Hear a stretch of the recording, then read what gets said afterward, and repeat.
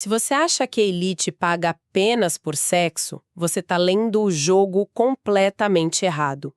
O verdadeiro luxo não está na cama, mas na experiência psicológica. Aquela que acontece antes, durante e, olha, principalmente depois do encontro. E isso vai muito além, né? O que antes era, sei lá, uma simples transação física no mercado de alto nível, virou algo muito mais complexo. É sobre acesso, sobre cura, às vezes sobre alívio. Exatamente sobre isso que a gente vai conversar hoje, mergulhando mais uma vez no conteúdo do blog Sensuality Model. Para quem está acompanhando a nossa série, já sabe que a gente está desvendando os artigos deles. E a nossa fonte de hoje é um guia chamado O que a Elite Realmente Quer. 7 serviços de acompanhantes de luxo revelados, Guia 2026. E é fundamental dar o contexto certo aqui. O Sensuality Model não é um site de classificados, né? É a primeira vitrine editorial de acompanhantes de luxo e, o mais importante, criada pelas próprias acompanhantes. Os guias deles são muito práticos, diretos, sem rodeios. Servem tanto para as profissionais, que eles chamam de musas, Isso. quanto para os clientes, os cavalheiros que querem entender esse universo sem aquelas fantasias meio infantis que costumam cercar o assunto. E as mentes por trás disso são a Isa De Luca, que é estrategista em posicionamento e comportamento do desejo, e a Brenda Marinho, que é a musa fundadora do projeto. A bagagem que elas trazem, sabe, dos mercados de luxo do Brasil e da Europa, é isso que dá um peso enorme para essa análise, não é teoria. Então, vamos desvendar isso. A nossa missão hoje é explorar a psicologia por trás dos 7 serviços mais procurados por homens de alto nível, segundo essa análise do Sensuality Model. A gente quer entender o que eles realmente buscam e principalmente por quê. O primeiro da lista, que já quebra muitos clichês, é a chamada experiência namoradinha. O artigo descreve isso como um refúgio para quem vive sob uma pressão absurda. É sobre, sei lá, um jantar tranquilo, conversas leves, uma intimidade que não vem com toda a bagagem de um relacionamento tradicional. Mas, sendo um pouco cética aqui, como algo assim pode parecer genuíno? Não é uma contradição, uma conexão que é paga? Como o artigo aborda isso? Essa é a questão central. E é aí que a maestria da profissional de luxo se revela. O artigo não sugere que se crie um amor real, mas sim uma suspensão da descrença. O luxo que o cliente paga é pela habilidade dela em criar um espaço onde, por algumas horas, a transação comercial desaparece e a atenção é 100% autêntica, presente. E o paradoxo que o guia revela é fascinante.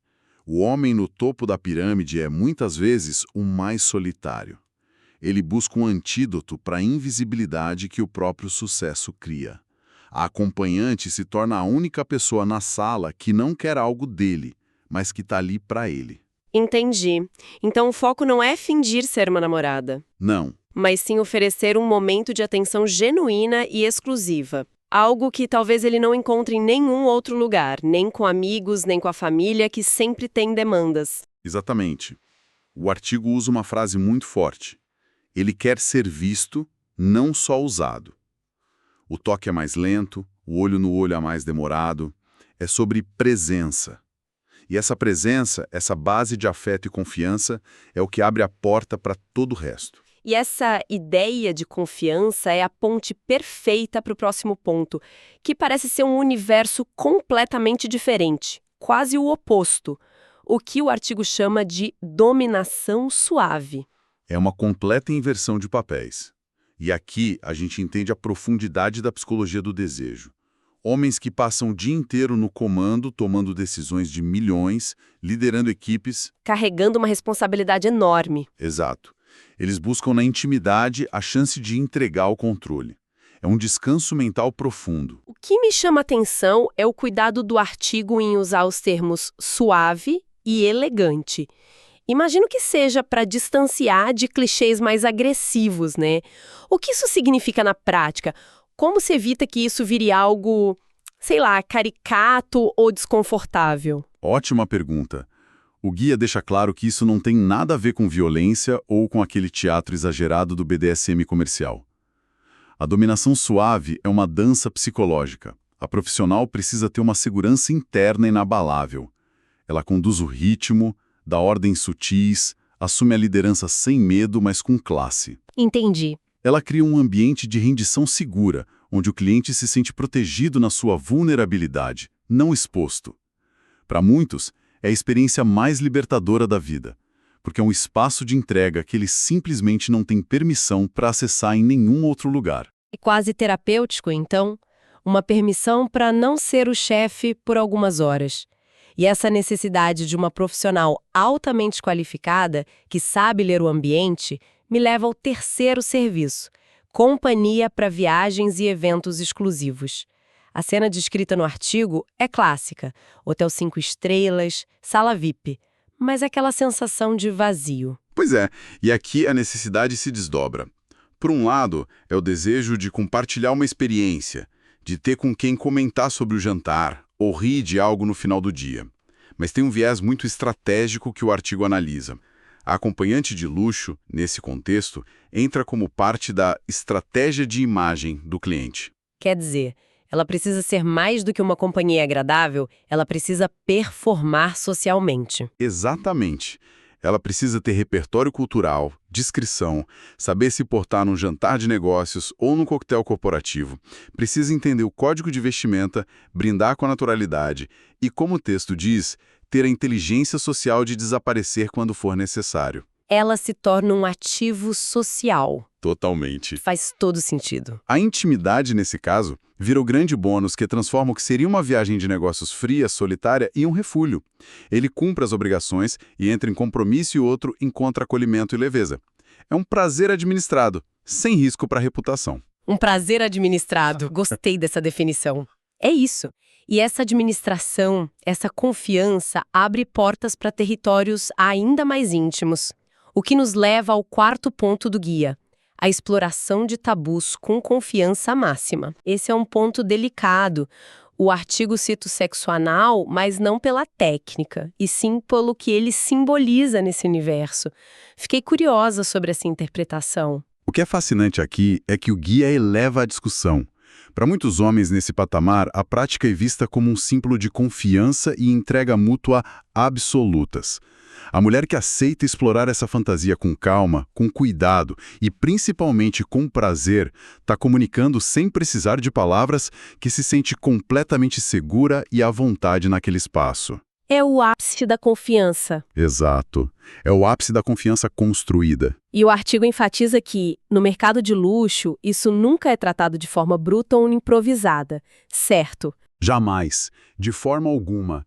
É uma experiência planejada, co-criada, tem conversa prévia, estabelecimento de limites claros e um respeito profundo pelo corpo e pelo tempo da profissional.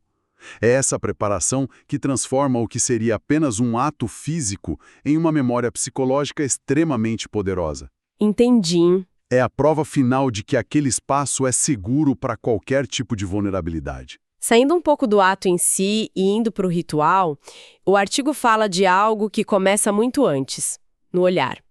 O quinto serviço é a podolatria e os fetiches de adoração. O que faz esse fetiche em particular ser tão presente nesse universo de luxo? O guia descreve a podolatria como uma adoração silenciosa. Pensa na simbologia: o salto alto, a meia fina, os pés bem cuidados, são ícones de feminilidade e poder. Para muitos clientes, o desejo é aceso por essa estética. O ato de beijar, massagear ou simplesmente observar esses detalhes coloca o cliente numa posição de adorador, de devoto. É uma inversão de poder muito sutil. Ele, que é poderoso no mundo, se coloca numa posição de reverência. E o papel da profissional é acolher isso sem julgamento, imagino. Com total naturalidade e elegância. Uma musa de elite, como o artigo descreve, entende o jogo de poder sutil que existe ali. O prazer não está no corpo nu, mas na composição da cena. Ela se transforma numa obra de arte viva. Que interessante. O encontro deixa de ser puramente físico e se torna um ritual íntimo de idolatria. É pura psicologia em ação. Falando em dinâmicas complexas, o sexto serviço eleva ainda mais essa complexidade. O menage e as experiências a três. O texto aborda duas perspectivas bem diferentes, né? Para casais e para homens solteiros. Qual o papel da profissional em cada um desses cenários? São papéis quase opostos, na verdade. Para casais, a acompanhante profissional atua como uma mediadora do desejo. Ela não está ali para competir ou ameaçar a relação, mas para proteger o vínculo do casal enquanto injeta novidade, apimenta a dinâmica. Ela tem que ter muita habilidade. Muita. Precisa ser extremamente habilidosa para lidar com ciúmes, com inseguranças e garantir que a experiência fortaleça e não fragilize o casal. Ela é quase uma facilitadora. E para o homem solteiro? Para o homem solteiro, o artigo aponta que a fantasia de estar com duas musas ao mesmo tempo está muito ligada ao ego, ao status. É a realização de uma fantasia de abundância, de ser o centro das atenções de duas mulheres deslumbrantes. É uma experiência que ele dificilmente conseguiria em encontros casuais. Com certeza. E nos dois cenários, o sucesso depende totalmente da habilidade das profissionais. O artigo usa o termo coreografia íntima, que eu acho perfeito. É um bom termo. Elas precisam saber equilibrar as atenções, distribuir o toque, o olhar, para que ninguém se sinta excluído. Uma coreografia. Faz todo sentido. É preciso muita inteligência emocional. E para fechar, o 7º serviço, que se adapta totalmente à nossa realidade. A conexão virtual e a distância. Além da conveniência óbvia, qual é o apelo psicológico disso? O guia aponta duas funções principais que são muito interessantes. A primeira é a de preliminar estendida. O clima vai sendo construído por mensagens, áudios, videochamadas, ao longo de dias ou semanas. Quando o encontro presencial finalmente acontece, a química já está nas alturas. Não tem estranhamento, a intimidade já foi estabelecida digitalmente. E a segunda função? É a fantasia contida no espaço digital. Tem quem prefira manter tudo online. Funciona como um escape íntimo, um segredo de bolso, como diz o artigo, que não interfere na vida real, na família ou na carreira. É o desejo com controle total. Exato, com limites muito bem definidos, oferecendo segurança e controle total ao cliente. É a tecnologia a serviço de uma fantasia segura. Ok, então depois de passar por esses 7 serviços, fica muito claro que o fio de ouro que conecta tudo isso não é o sexo. Qual é a grande conclusão? A grande conclusão é que o verdadeiro produto de luxo é psicológico. É a busca por conexão humana real, por alívio da pressão esmagadora do sucesso, por validação de status, por um porto seguro para a própria vulnerabilidade e, claro, pela realização de fantasias em um ambiente sofisticado e, acima de tudo, confiável. E é importante lembrar que essa análise não vem do nada, né? De forma alguma. O artigo reforça que essas leituras do desejo masculino vêm da vivência prática da Isa De Luca e da Brenda Marinho. Elas observam isso nos bastidores, conversando com clientes, entendendo suas dores e desejos nos mercados de luxo do Brasil e da Europa. É isso. O guia não é teoria acadêmica, é uma tradução honesta e elegante de uma realidade que pouquíssimos conhecem. E é por isso que o fechamento do artigo e do nosso papo é tão direto. Ele se divide em 2 chamadas para ação bem claras. A primeira é para as musas, as acompanhantes de luxo que estão nos ouvindo. O convite é para que estudem os guias do blog Sensuality Model, fortaleçam seu posicionamento e, se sentirem que estão alinhadas com essa filosofia, apliquem para a vitrine do site, que tem uma curadoria focada exatamente nesse cliente de altíssimo nível. E a segunda chamada é para os cavalheiros, os clientes. Para eles, o convite é para conhecer o Guia Discreto por Cidades do site. Lá, eles podem encontrar musas que já foram selecionadas por essa curadoria. Musas que já entendem essa psicologia. Exatamente. Que já estão preparadas para oferecer o tipo de experiência que a gente acabou de descrever. É um atalho para evitar frustração. A mensagem final é muito clara, então. Muito clara. Para viver o extraordinário, é preciso o ambiente certo, as pessoas certas e a mentalidade certa. O Sensuality Model se posiciona justamente assim. Não é um portal de anúncios, mas uma plataforma de elite, com conteúdo, curadoria e uma vitrine para quem leva o desejo a sério. Perfeito. E para quem nos ouve, fica a reflexão final. Depois de entender a psicologia por trás de todos esses desejos, qual é a linha tênue que separa uma fantasia de uma necessidade humana fundamental de conexão e como o verdadeiro luxo hoje está redefinindo essa fronteira?